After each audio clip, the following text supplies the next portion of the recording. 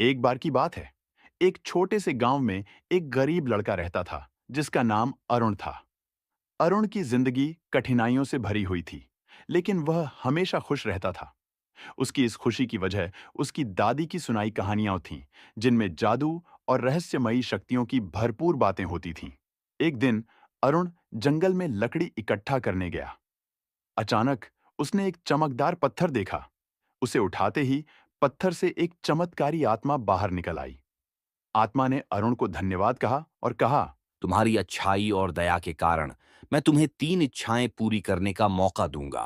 अरुण ने सोचा और पहली इच्छा के रूप में उसने कहा, मैं अपने गांव के सभी लोगों को सुखी और स्वस्थ देखना चाहता हूं। आत्मा ने एक जादुई चमक के साथ उसकी इच्छा पूरी कर दी।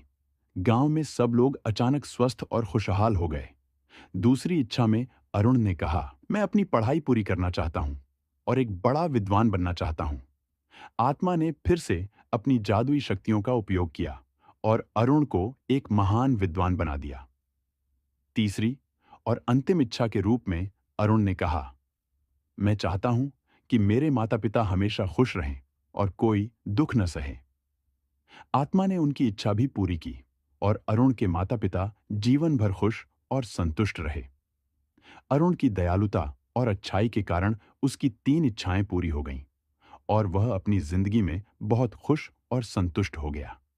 उसने जाना कि जादू केवल बाहरी शक्तियों से नहीं, बल्कि अपने दिल की अच्छाई से भी आता है। इस प्रकार अरुण ने अपनी जादुई शक्तियों का उपयोग सबके भले के लिए किया और एक सुखी जीवन बिताया।